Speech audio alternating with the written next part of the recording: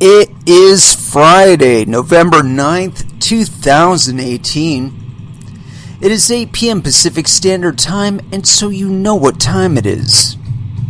It's time for a little bit of coin metal.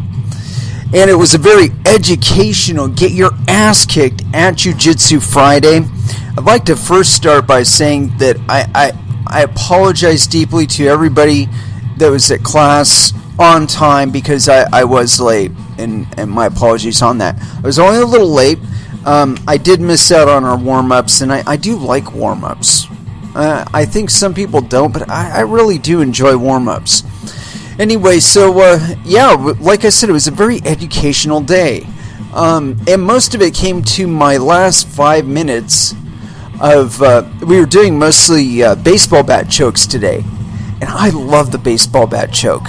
It's just, there's something just so perfect when you sink it in and you feel it get tight. It's just something so perfect about that. You know, I can't really explain it. Anyway, so yes, I enjoyed class thoroughly today. But I had this experience, and it's something that I've been wanting for quite a while now. And that's to be sparring against somebody who doesn't have strength as their primary tool, but just angles and trying to set up frames and stuff like that. And so, I was rolling with this girl, and I don't even know her name. I feel kind of ashamed for that because she's been in class for months. But anyway, the point was that I rolled with her for our last 5-minute session, and like I said, because she wasn't like really strong, it gave me the opportunity to take the time to examine my position and see what I'm holding on to preemptively, and how that may be negating some of the better opportunities to be found. And so, like, I was applying some pressure, but not so much that she couldn't break out, you know, and I wanted to allow her the room to be able to negotiate a little bit, you know. I mean, now if I really wanted to put my pressure on her, she would have never gotten out of sight control. I would have got her in sight control and just kept her there for 5 minutes. But that wouldn't have helped anybody. It wouldn't have helped me. It wouldn't have helped her. You know, it wouldn't have made her feel any better about her jiu-jitsu. But at the same time, I wasn't trying to just like hand her shit. You know, when she swept me, she swept me. You know, it wasn't just I like rolled over or whatever. It was because she got the position in, and it was before I was able to shield from it, and she did sweep me. So, you know, kudos to her. I mean, because I'm a much bigger guy. I mean, I outweighed her by like at least 60 pounds, and so, and most of that muscle. No brag. Anyway, I tried to get myself more oriented to her body position and my body position, and so I was trying to be less instinctual than I normally am, where I'm just resisting pressure most of the time and being defensive. But I did kind of keep her trapped for a while. I mean, at least a minute in side control, and I mean, I did it with intent. Because really I didn't have anything that I was setting up for, so it's like, okay, where do I go from here? You know, and like I said, I just tried to pay attention to her position, and when I didn't have anything, rather than just trying to hold on to her until I could think of something, I just let her, you know, if I could feel that she had something in mind, like, get the fuck off of me, you know, I kind of let a little bit of it happen. But I mean, like I said, I didn't let it happen so much that I wasn't resisting, but at the same time, I just didn't want to like crush, you know what I mean? Like normally that's my thing. I want to apply pressure on you, I want to hold you down, and I want to keep my control over you until I can get you to give up an arm or give up a neck or let me get a hook in, take your back, that kind of thing, you know? And so, like I said, it was really educational because honestly, it was the first time I'd ever gotten in a really clean triangle choke, and I felt kind of bad doing it, but at the same time, it felt so good. I mean, I've been training jiu-jitsu for like 2 years now, and I can count how many times I've actually gotten a clean triangle on somebody on one hand. And I feel kind of bad for that, but at the same time, I don't know. I guess I'm on average going against people that are so much better than me that getting a triangle or even getting an opportunity to sink in a triangle is a challenge, And so, like I said, it felt really good to finally, put the training to work. And I was very, very sneaky about the way I got it too. I didn't like telegraph it like I normally do. And like I said, I think that was a product of the fact that I wasn't trying to preempt her. I wasn't trying to get ahead of her and manipulate her into a position. I wasn't trying to force the Kimura or anything like that, or really force the position. Instead, what I was doing was letting her get into the position.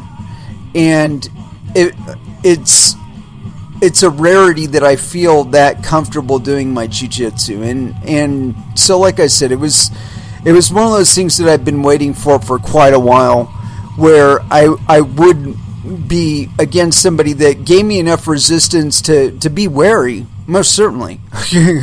I know that if I was sleeping on her, that she probably would have got me in an arm triangle or choker or something, I don't know.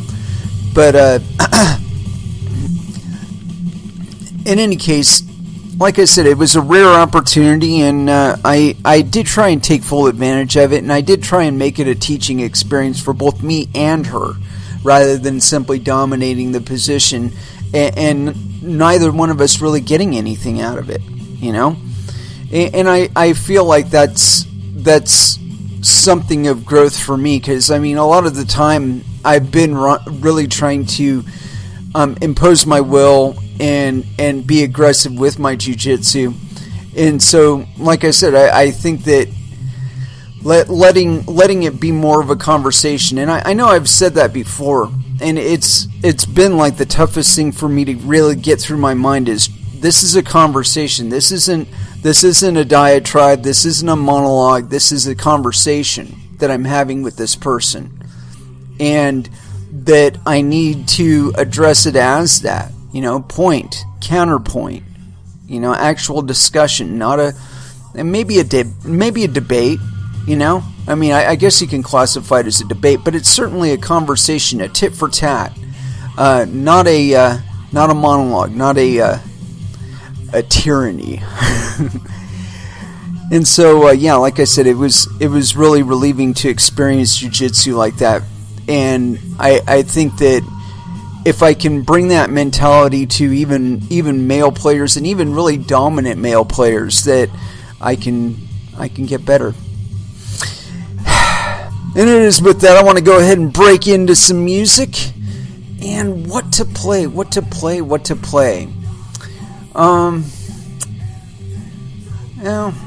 I don't know. It's been kind of a weird week with regard to cryptocurrency. We had a little bit of a bump early and midweek, but that was very short-lived, it seemed, and I haven't had an opportunity to check my charts since, but a little bit of excitement out there, a little bit of, I don't know, lack of direction, it feels like. A lot of emergency going out there, a lot of people panicked and thinking about other things, distracted, I would say. But a lot of interesting things happening behind the scenes. And as far as what to put in for our first dance, though, that's really the thing at the moment, and I'm having difficulty figuring out which song would be the best. Oh, well, I'll just continue to scroll down. Oh, I got one for you, and this one's by Infectious Grooves. We know it well, and but it feels like this is where people are at, just on the verge, And so here it is. These freaks are here to party. Infectious Grooves, First Dance, here on Coin Metal.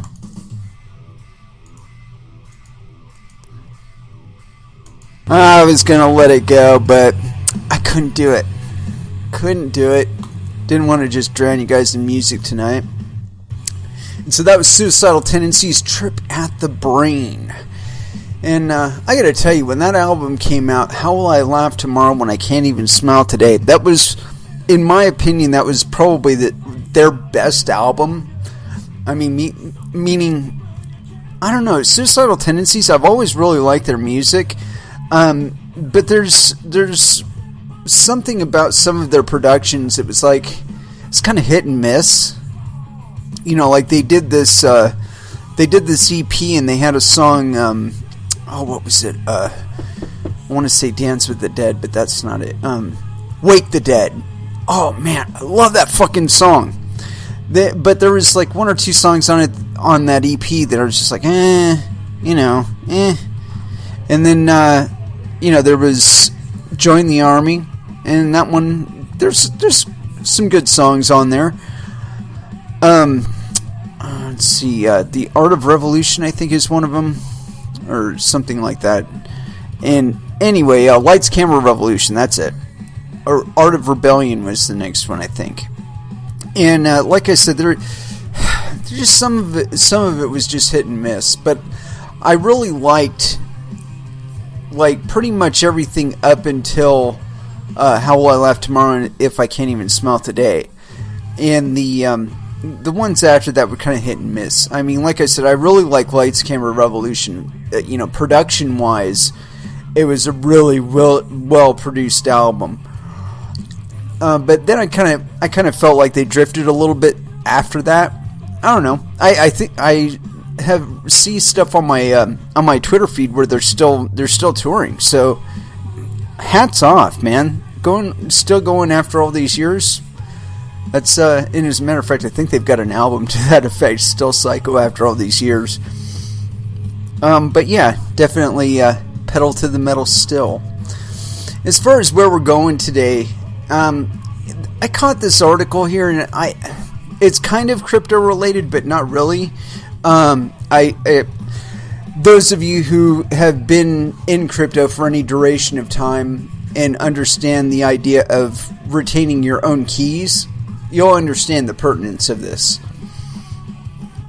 Here it is. Bank of England refuses to release Venezuela's gold. And this is by Tyler Durden, authored Thursday, November 8th, 2018. 3 days ago, when we reported that following Trump's latest sanctions targeting Venezuela's gold sector, President Maduro was seeking to repatriate all of Venezuela's gold, some 14 tons, held at the Bank of England. We cautioned that since the BOE, quote, sought to clarify what Venezuela wants to do with the gold, this suggested that despite Venezuela being the rightful owner of the gold, Venezuela was about to face challenges in getting it back. Today, the worst case for Venezuela's president was confirmed when Times reported that the Bank of England has refused to release the gold bars worth just over $550 million to President Nicolas Maduro. That's probably a really good move because it's not his gold, it's Venezuela's gold. According to the Times, the reason the BOE has refused to release is due to its insistence that standard measures to prevent money laundering be taken, including clarification of the Venezuelan government's intentions for the gold. Quote, there are concerns that Mr. Maduro may seize the gold, which is owned by the state, and sell it for personal gain, the newspaper said. Separately, as we reported on Monday, an official told Reuters that the repatriation plan has been held up for nearly 2 months due to difficulty in obtaining insurance for the shipment needed to move a large cargo of gold. They are still trying to find insurance coverage because the costs are high, an official told Reuters, probably higher than the energy consumption of mining. I would almost guarantee. Bitcoin mining, that is. Separately, as we reported on Monday, an official told Reuters that the repatriation... As we reported on Monday, Venezuela's gold located at the BOE was previously used as collateral until last year, backing loans up to several $billion from global banks. Maduro is not the first to attempt to repatriate the country's gold. Venezuela's late socialist leader, Hugo Chavez, sensing which way the wind was blowing and citing the need for Venezuela to have physical control of central bank assets in 2011, repatriated around 160 tons of gold from banks in the United States and Europe to the central bank in Caracas. But some of Venezuela's gold remained in the Bank of England. Starting in 2014, Venezuela used this gold for, quote, swap operations, which global banks lent Venezuela several $billions with the gold as collateral. Meanwhile, as shown in the chart above, Venezuelan central bank statistics show that the central bank's gold holdings by June this year had dropped to 160 tons from 364 tons in 2014.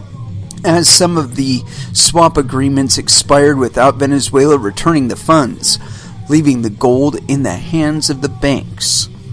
By 2017, swap agreements with Caracas became impossible due to U.S. sanctions, which blocked the U.S. financial institutions from bankrolling any new financing operations, while leaving the legal fate of the pledged gold in limbo. Last week, Washington imposed new restrictions against Venezuela, targeting the country's gold exports, accusing the Maduro government of, quote, looting Venezuela's stocks of precious metals amid the country's economic crisis. The sanctions, which target U.S. individuals and companies trading in Venezuelan gold, was announced by U.S. National Security Advisor John Bolton last week, with Bolton also branding Caracas as a member of the Troika of Tyranny, along with Cuba and Nicaragua.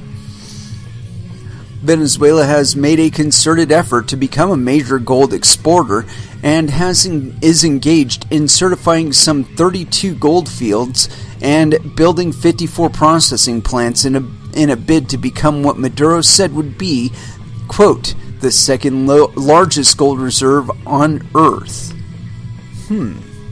It would explain why we keep imposing such sanctions on them. We're just trying to squeeze them out so that we can bring in our own gold people and just strip the gold out from under them.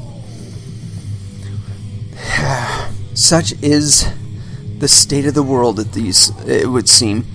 I find this mildly humorous, because to me it says that banks and governments are only really recognizing gold as a collateral reserve, and that's really important to keep in mind, because so much of what's out there in the market isn't even gold, it's paper gold, and they're able to distort the market price for it via these paper units. And I would argue the same thing is true for any of the stable coins.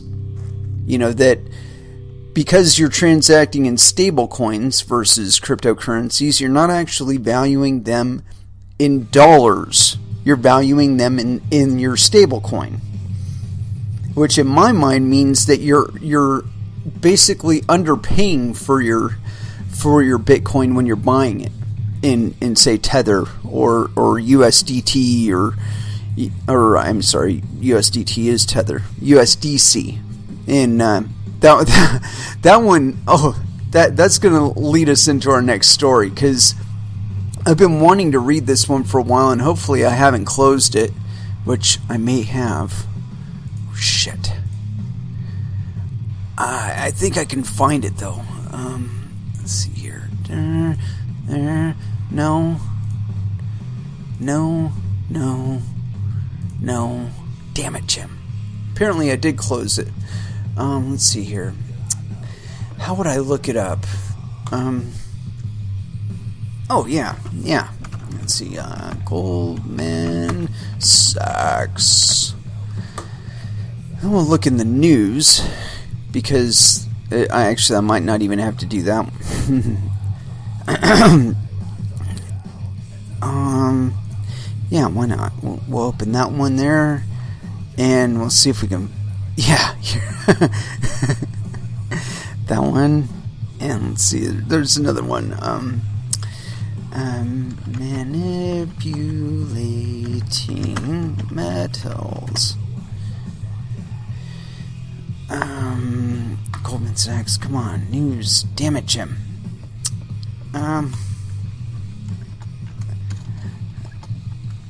Gold prices. There was something I saw recently about Goldman Sachs and their screw ups. Keep ad blocker on, but this one. Let's see. This is kind of part of it, at least. Let's see here. I was just checking and verifying something on my connection here. Anyway, this one's on CNN Business. Ex-Goldman Sachs banker tied to one MDB scandal blames bank's culture in guilty plea. And this is by Julia Horowitz, CNN Business. This was authored November 9th, 2018 at 5:34 p.m. Eastern Time. And so, no penis. New York, CNN Business, an ex-Goldman Sachs banker who pleaded guilty to conspiring to steal money from Malaysia's state investment fund said Goldman's, quote, culture encouraged executives around the legal team to score business.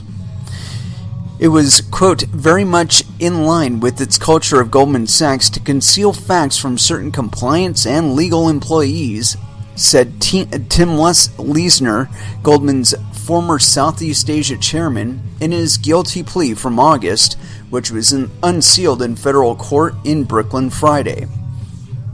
Leisner admitted that he hid from Goldman the fact that Malaysia financer Zhou Lo secured business for the bank by bribing officials in Malaysia and Abu Dhabi. The U.S. government alleges Lo played a central role in a scheme to launder billions of dollars from the Malaysian Sovereign Wealth Fund. That's hilarious. And that would be One Malaysia Development Berhad, the one MDB. Last week, the U.S. Justice Department announced charges against Leisner, Lo, and Roger Ng, another former Goldman Sachs banker. The agency said that Leisner would forfeit $43.7 million. Goldman Sachs continues to face scrutiny for its role in the scandal. The bank in 2012 and 2013 arranged 3 bond offerings for the 1MDB fund that raised about $6.5 billion, according to court documents. The bank made about $600 million for its work, the Justice Department said. More than $2.7 billion from those offerings was siphoned off with the knowledge of Leisner and you motherfuckers, your fucking pop-ups. The 90s already happened, man. Quit putting pop-ups in your shit. Continuing on. More than $2.7 billion from those offerings was siphoned off with the knowledge of Leisner and Eng to bribe government officials in Malaysia and Abu Dhabi, according to the indictments. Leisner and Eng are said to have worked around internal legal and compliance controls at Goldman Sachs to make sure that the deals would go through. The business culture at Goldman was, quote, highly focused on consummating deals, at times prioritizing this goal ahead of proper orientation of its compliance functions, especially in Southeast Asia, government prosecutors said in their indictment of Lo and Eng, unsealed last week. The legal team at Goldman had raised concerns about Lo in the past, the indictment said. A Goldman Sachs spokesperson said the firm continues to cooperate with all authorities investigating the matter.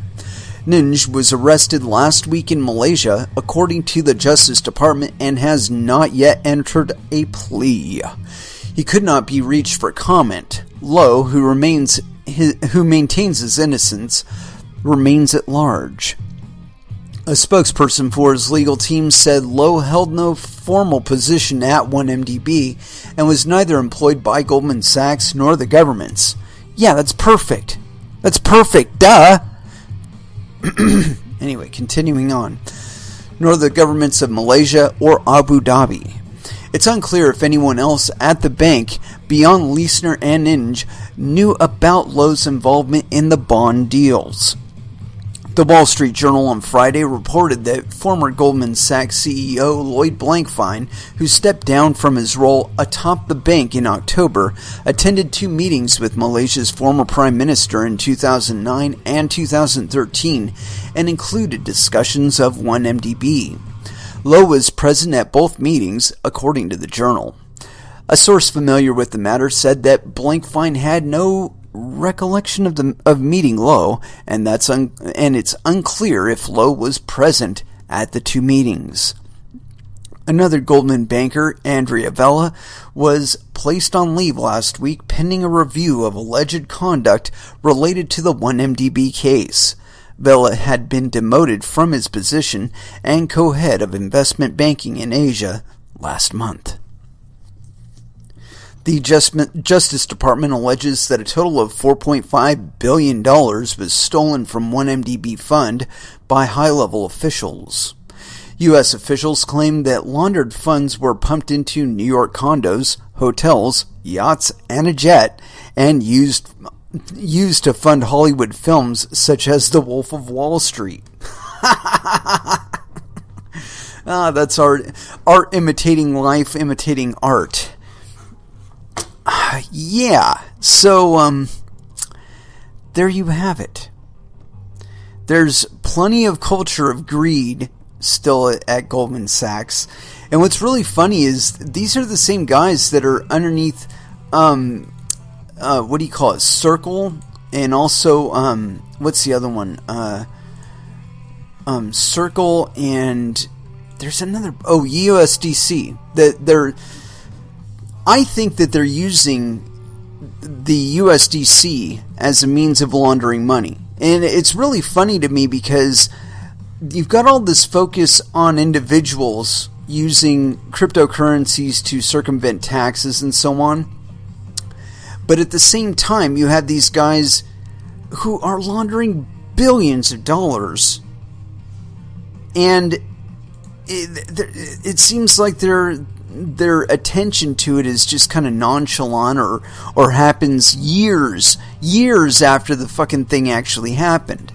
And so, it leads me to wonder, if we really have all this surveillance and we really have all this tie-ins to everybody's information, why the fuck aren't they catching this shit as it's happening while they're conspiring to make it happen, or something to that effect?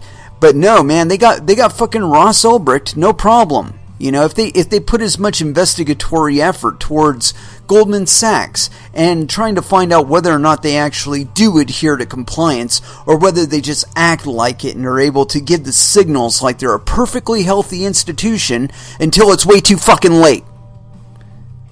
Until one day everybody pulls their money out and then they're going to their lesser customers and saying, "Oh, sorry, we had a whole bunch of people withdraw their money and their gold and we don't have enough money to pay you now."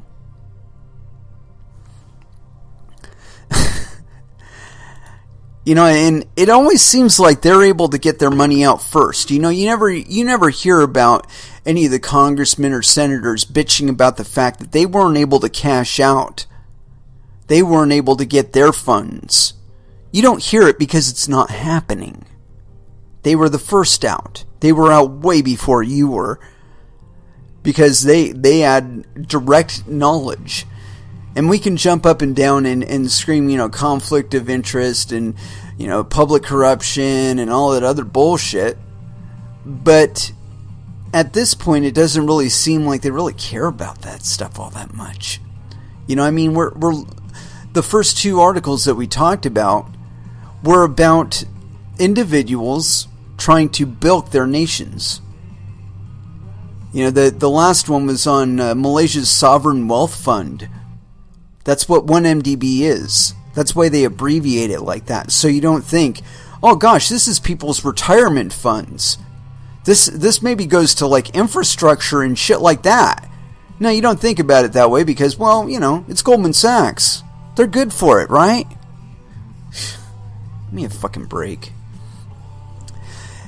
We are going to continue to have our trust abused wherever we place it.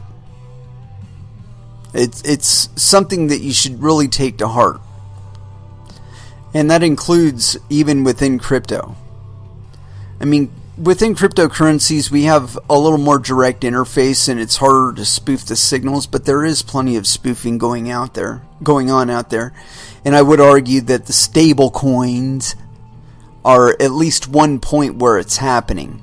And it's happening on a semi-official basis because these people actually have SEC compliance and they have FTC compliance and they have FDIC insurance. They can afford all those things because they have billions of fucking dollars. Or at least they can pretend like they do. And they can get away with it longer than you can. I hear about them busting, we're probably going to even cover that today. They busted what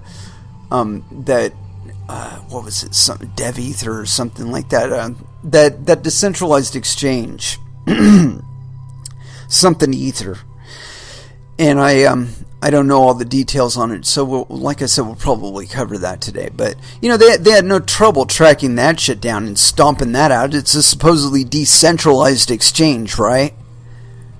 But we gotta wait 2 years before we can catch Goldman Sachs at anything, right?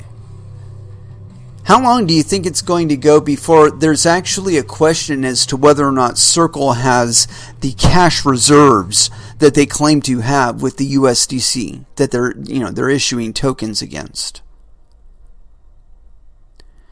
What are the chances that the assets that are being used to pay for or collateralize USDC are actually somebody else's money?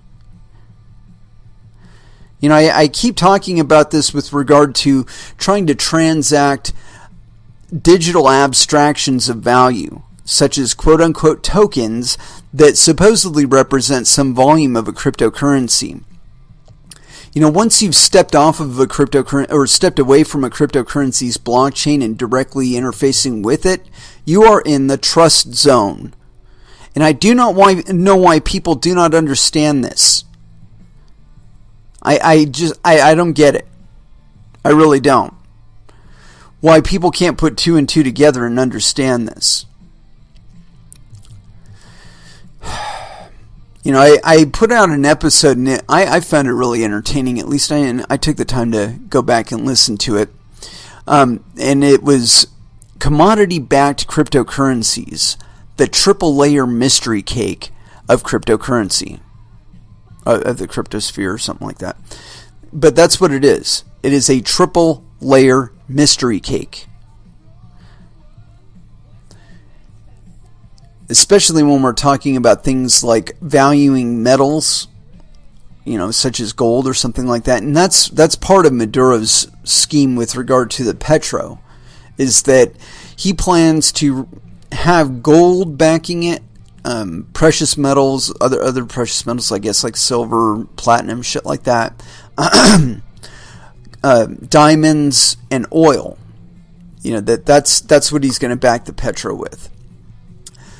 But the question I have there is, how do we know not only that he has the volumes of those commodities on hand to collateralize for the token, or act as collateral for the token, and also how do you cash out?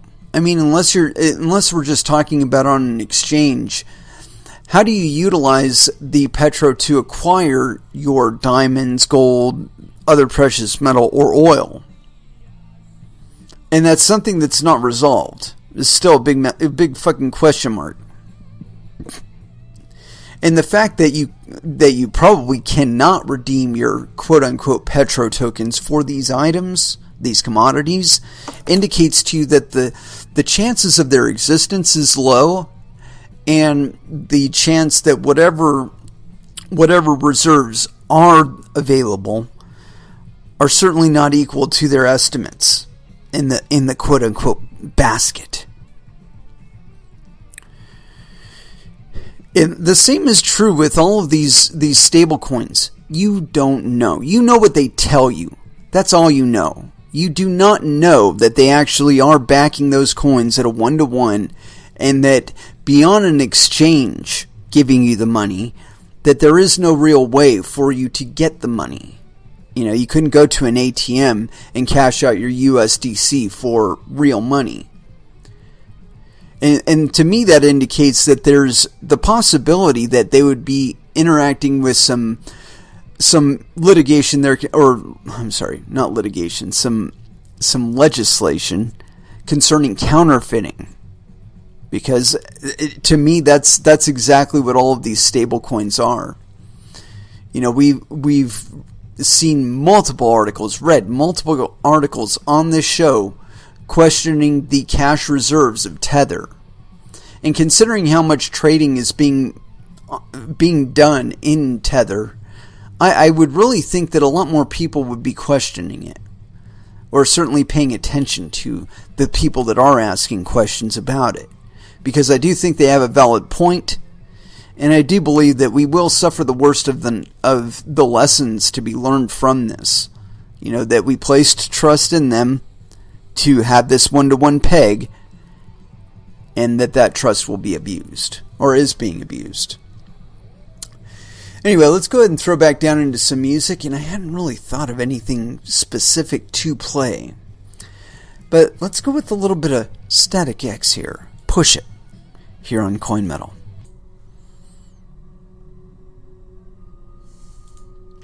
And that was Voivod with Obsolete Pings. And speaking of, it does seem there are quite a few out there that are probably feeling a little obsolete at this time. At least when they look at the other options that are available. So, I got a couple other articles here that I wanted to get into. And let's see, I'm trying to figure out exactly which tab I had it on. Because I don't know why, but I ended up with Twitter in like 8 billion different tabs. It's kind of funny.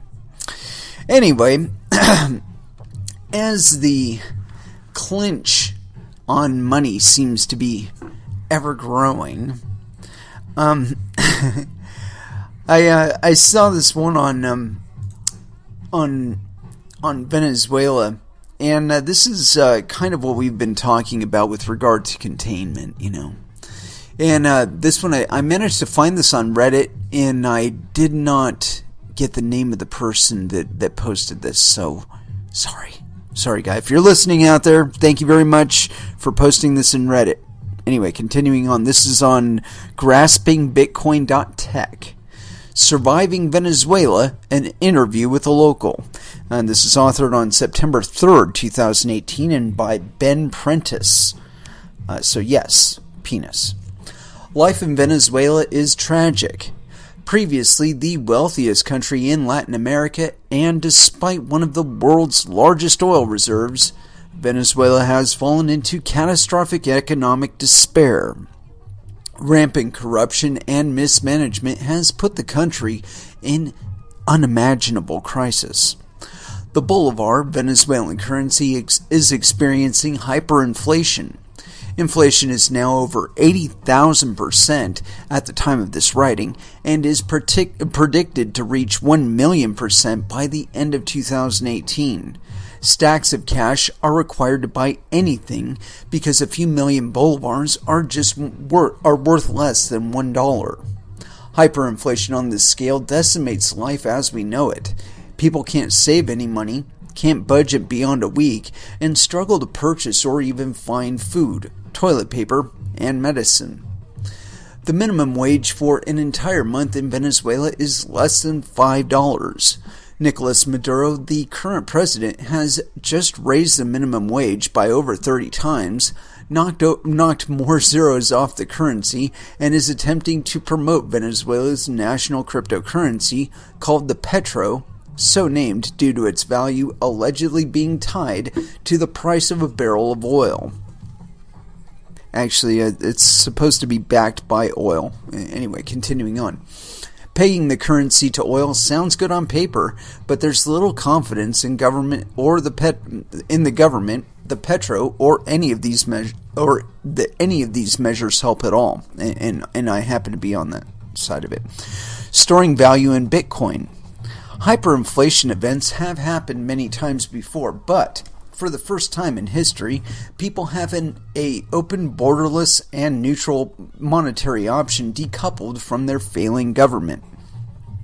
Despite Bitcoin's rather extreme volatility in price, the Bolivar's value is decreasing so rapidly that Bitcoin's price fluctuations are essentially negligible in comparison, and some Venezuelans have embraced Bitcoin and other cryptocurrencies to store their value.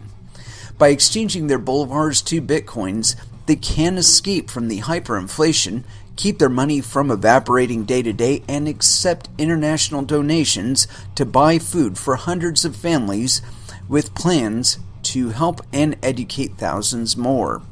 I argue that Bitcoin will change the world. In this case, maybe it already has. One of my Venezuelan contacts agreed to answer some questions about life in Venezuela and how Bitcoin is helping him survive.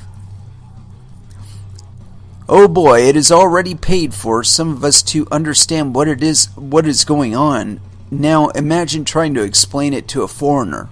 I will try my best to give a plausible explanation of our situation so that at the end of this interview the reader has a solid knowledge, may have solid knowledge of how the once richest country in South America became one of the poorest of the world in an economic catastrophe that could have been easily prevented, and and what we are doing in order to survive the worst crisis in our recent history. How has the situation become so bad in a democratic society? Response. Venezuelan political institutions were completely subjugated, media outlets were suppressed, and political activists were subject to numerous human rights violations. Maduro quickly filled the Supreme Court with loyalists and, in the March of 2017, ordered them to strip the National Assembly of all its powers. Maduro illegally called for an election to choose the members of a constituent assembly that will rewrite the Constitution. Maduro has absolute control over all of the country at the cost of starving half the population. TLDR. We elected a crazy lunatic as our president, Chavez, and he destroyed our economy in his pursuit of total power. But he gave a lot of free stuff to people, so people kept voting him in for 13 years. Lunatic died and left someone more corrupt than him, Maduro. Now he has destroyed what little's left of our country. And click here to read the full response. Like, why would I need to do? God damn it! In 1990, let's see. How has the situation become so bad in a democratic society? I guess this is the complete response. In 1998, a man called Hugo Chavez won the elections. He promised to end corruption and took advantage of a generalized disappointment towards traditional parties and called for a constituent assembly to change the constitution to essentially give himself more power. The Venezuelans were so desperately needing for a change that they completely trusted Chavez, a charismatic ex-military that led a failed coup against President Carlos Andre Perez in 1992. He was jailed, but later pardoned because the coup was very popular between the poorer sections of the society. He took advantage of this and ran a successful campaign promising to end poverty and to bring prosperity for all. While Chavez may have been correct in pointing out the corruption of old politicians, he would continue many of its failed policies throughout his regime, amplifying their disastrous effects and implementing them in a tyrannical fashion. Currency controls, expropriations, price controls, and the use of the state-owned oil company PDVSA to finance social spending programs were fixtures of Hugo Chavez's socialist economic policy. The same vices of the past kept repeating, with the difference that Chavez was not a social democrat, he was a socialist Marxist. In addition, Venezuelan political institutions were completely subjugated. Media outlets were suppressed, and political activists were subjected to numerous human rights violations under Chavez's rule. Fast forward to 2013, Chavez died of cancer. Everyone was shocked because of how repenting it was. I must say that I cried tears of joy. It is finally over, I thought. How wrong I was. Before his death, knowing he might not recover, he appointed Nicolas Maduro as his successor and took a plane to treat his cancer in every communist's favorite island, Cuba, where he died. Presidential elections were scheduled for April 14th, Maduro, surfing the wave of tears caused by the unexpected death of Chavez, quote, won the elections with a narrow margin of 1.6%. The opposition demanded a recount, and the National Electoral Council, controlled since 2005 by Chavistas, said no because, quote, it would take too much work. Chavistas were scared, and these results showed one thing. They have lost support of an important sector of the population.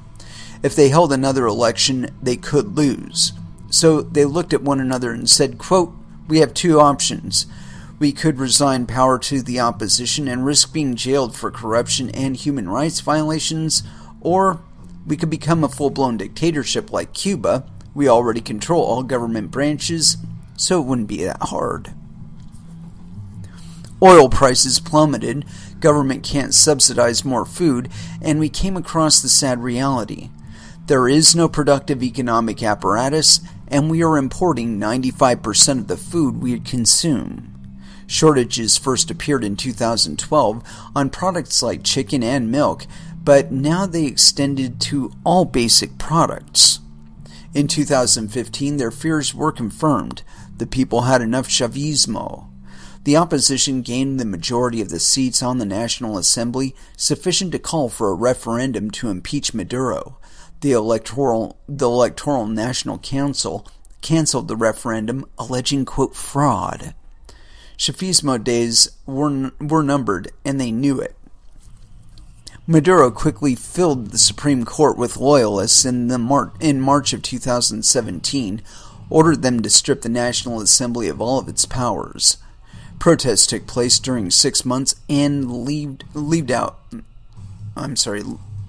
hundreds of deaths. The majority of them were students that committed the crime of wanting a better future. Maduro illegally called for an election to choose the members of the Constituent Assembly that will rewrite the Constitution and has powers above those of Maduro.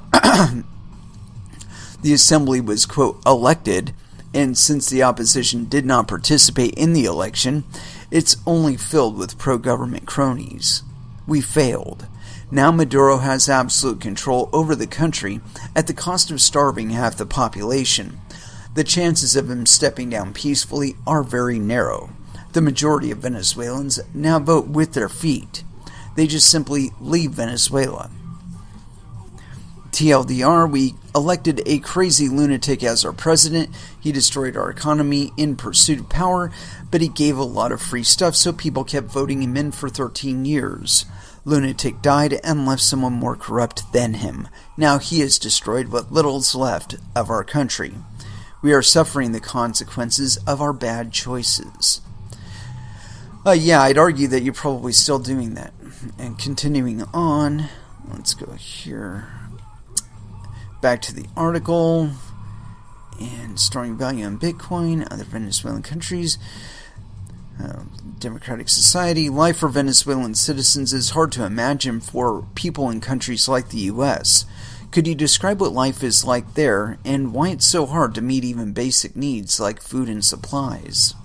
Quote, we aren't living, we are surviving. The day-to-day of the average Venezuelan consists in a series of fights to get through everything. Want to go to work? Good luck with that. 95% of public transport is collapsed due to a lack of spare parts. Want to get government-subsidized food? The only food you can buy with your $2 wage? Do an 8-hour line. Want to protest for your miserable living conditions? The government sends you these bad boys so you won't ever dare to do such a risky thing again. This applies to everything. And you would ask why it is so difficult to meet basic needs due to three major reasons. 1. Expropriation on many key industries and control of those companies being handed to the people whose only achievement is to wear a red shirt. 2. Application of price controls, killing the incentive to produce. 3. Hoarding. But this is where it gets funny. Contrary to many first world socialists you want to believe, the hoarding wasn't done by the, quote, evil capitalist businessmen.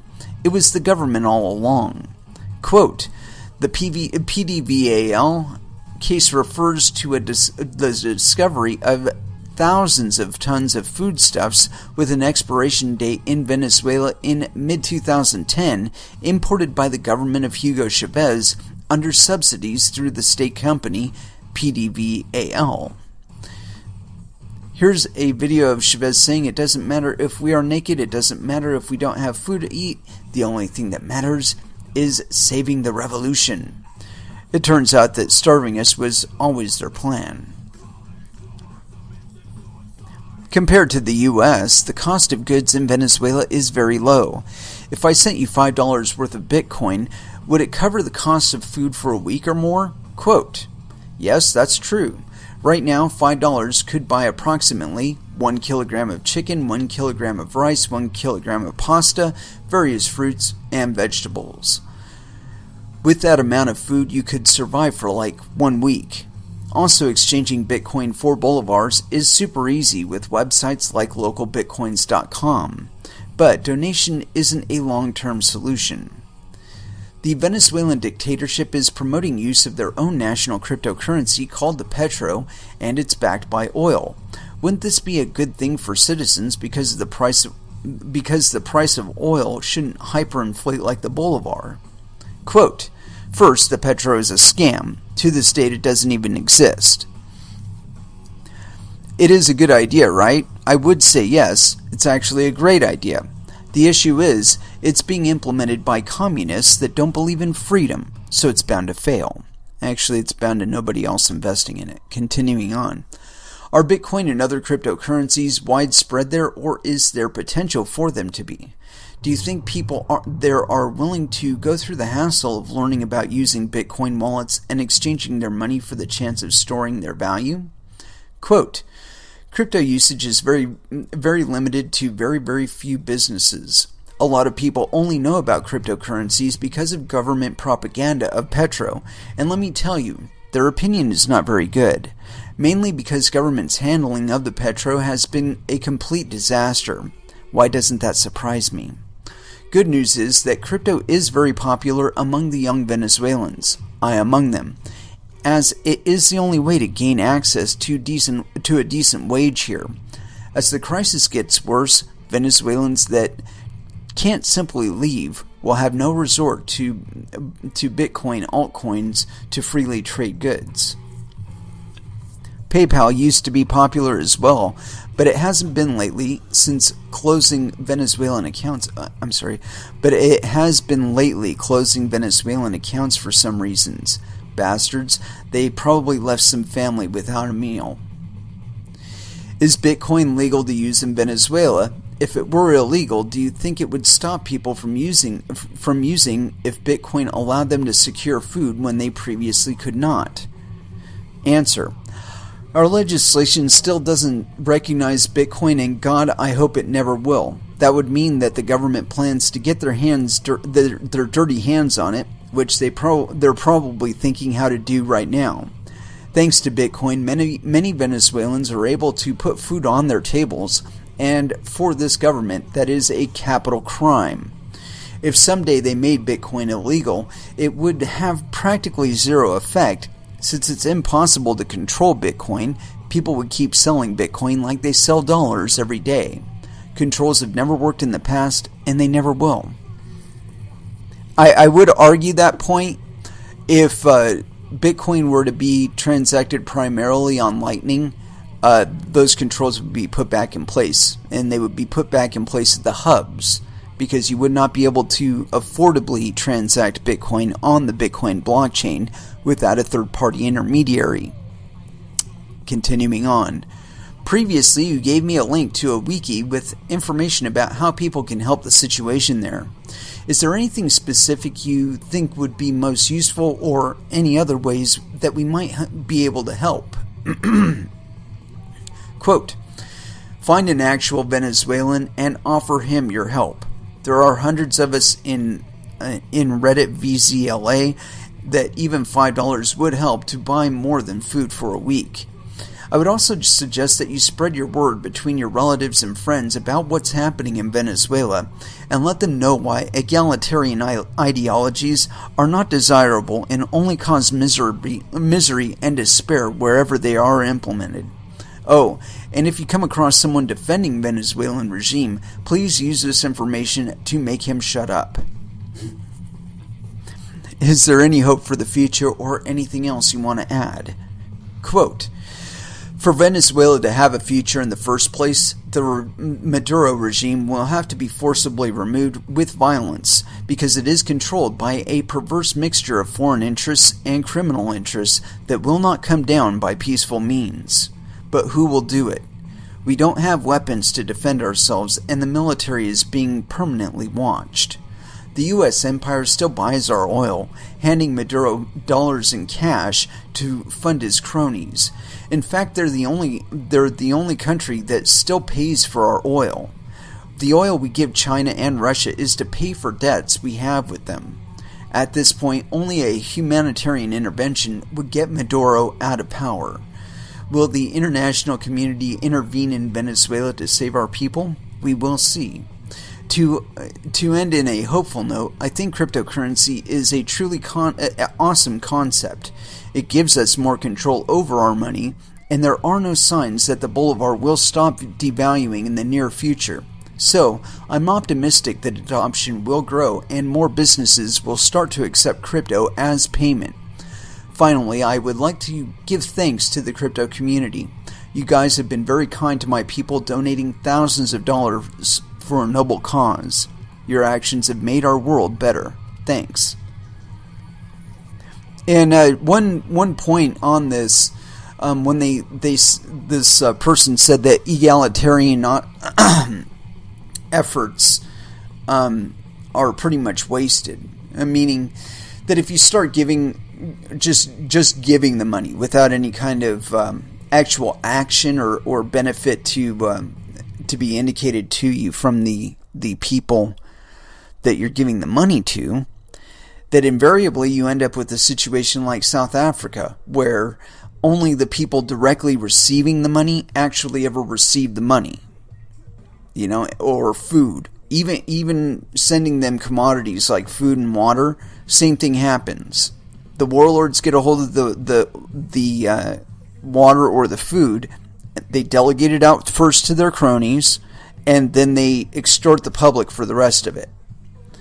And this is how it happens everywhere. And so I really think that the resource to be investing in these places is not in food, is not in commodities. It is in education.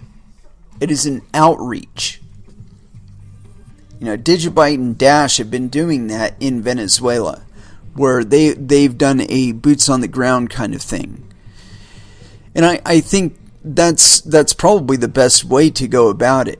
If say Verge or Litecoin or Monero or any of these other altcoins were to get serious about sending some sort of representation down there to educate people on how to use cryptocurrencies and how to store their value away from the Maduro regime, that they'll eventually defund it. If you can spread cryptocurrencies to enough people in Venezuela, they will literally have the government resting on top of this infrastructure, and it will be optional what they pay for anymore. If they don't want to pay for troops to be able to come in and steal their shit, then they're not gonna pay for that. and some of that shit will get supported by the U.S., oddly enough. Isn't it really interesting? We're putting all kinds of sanctions on Venezuela, but we're still buying their oil for cash dollars. Isn't that interesting?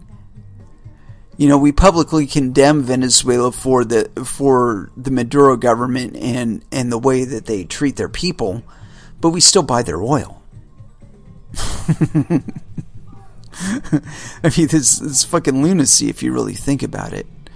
Because that's something you can't really defund. You need the oil in your fucking gas, right? If you don't have gas, then you can't get to work. If you're using electricity in your vehicle, to some extent, same thing. The electricity has to get there somewhere, and if it's not being generated by solar or wind or hydro or another renewable resource, it's being backed by oil. It's being fueled by oil. Oil being bought from Venezuela.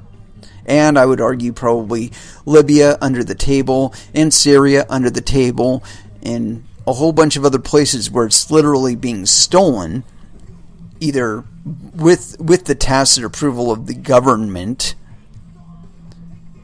or without. But the point being that it is happening. I think that in the longer term, this is one of the places where cryptocurrencies are going to affect the world in an unprecedented manner. I don't want to invest in oil exploration. I don't want to invest in war against people for their resources. And so when it comes to cryptocurrencies, I've been talking about different phases of the cryptocurrency evolution and how mining changes things.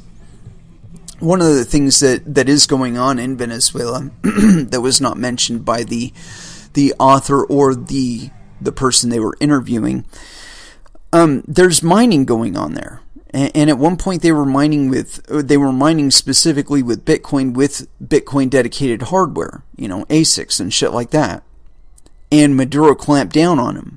But instead of going away, the miners went instead of being peons to being the cops that seized their shit. Because as noted in this article, it's not really illegal there for them to have cryptocurrencies.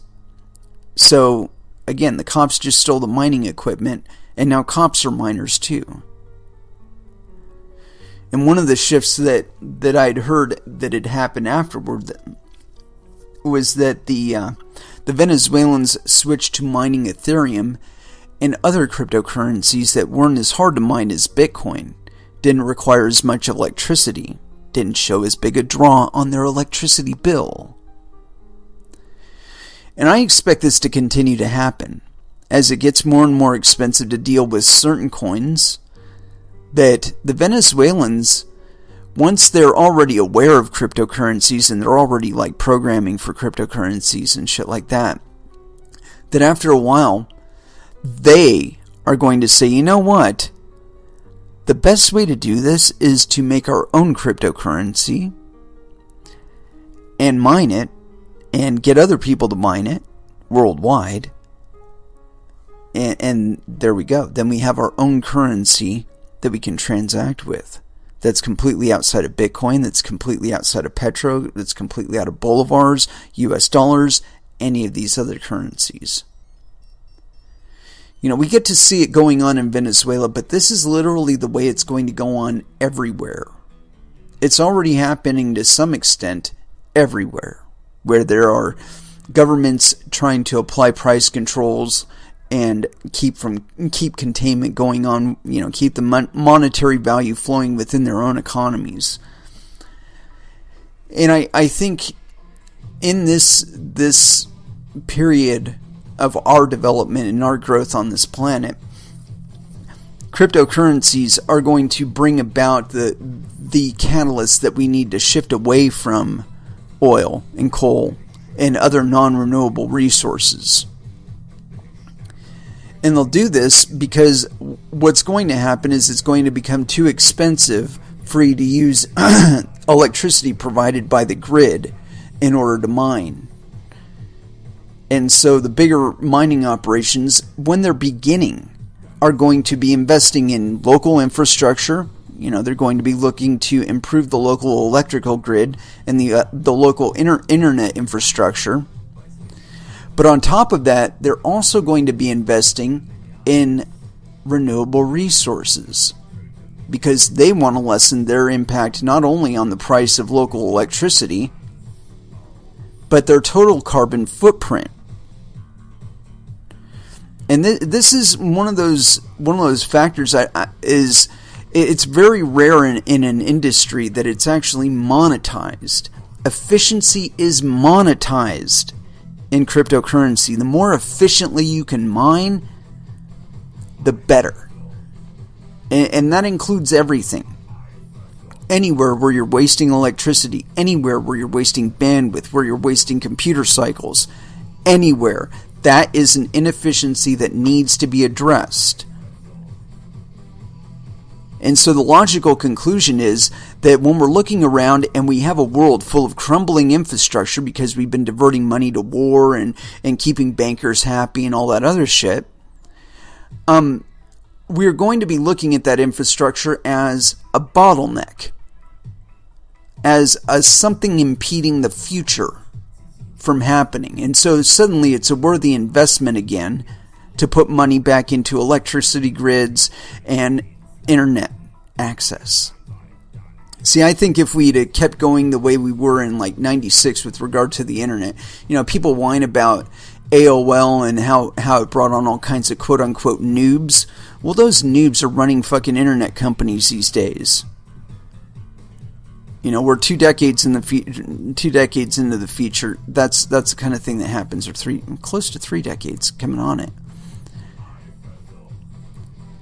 And so when we're looking at cryptocurrencies, we really can't look at them in the same way that we've got to stave off the quote unquote noobs, or that we got to do something to hide all of the shit that's going on in the background. No. The biggest problem with the AOL introduction to the internet is that it got us dependent on an infrastructure where we had to pay by the minute to use the internet. Now, previously there was no such issue. But then, we got AOL, and then on top of that we got all kinds of issues. But I think that was part of the issue with that, was that we were trying to onboard a bunch of people without the knowledge. If they'd have known what they were doing, it wouldn't have been a problem. I remember back then, and there was all kinds of innovation on trying to get information around. And we did some really incredible shit with the limited hardware that we had. But since then, we've gotten kind of lazy. And I think it's because certain people have said, we're going to hide all of this stuff in the background. We're going to have a really nice UI for everybody. They won't have to compile any software. They won't have to do any of that difficult stuff. We'll just take all that bullshit away from them needing to do it. And then you turned around and bitched when the people that you were talking to on the internet didn't know any of this shit. And I think that we're at a threshold with regard to cryptocurrencies where we are going to see a significant onboarding. And it's going to be people voluntarily onboarding because they want to escape their fucking government. And so it's our job to stay ahead of it and try and keep people using still the things that got us to where we are. Because if we don't, what's going to end up happening is you're going to end up using a credit card that doesn't have any real relationship with cryptocurrencies. It's going to have an assumed relationship with a cryptocurrency, and you're going to be back to trust.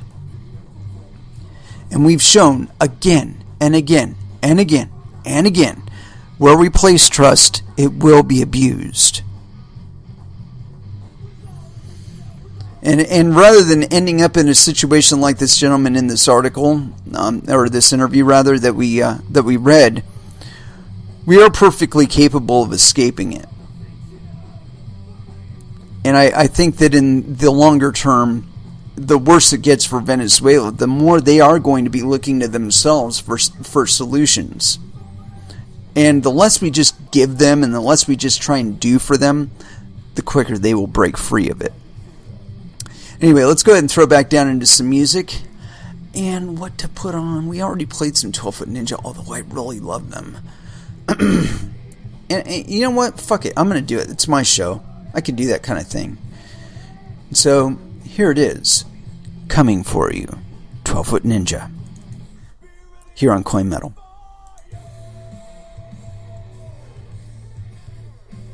And that was Nothing Face with Can't Wait for Violence. I can wait for violence, but it does depend on the expression of violence. It can actually be multiple ways.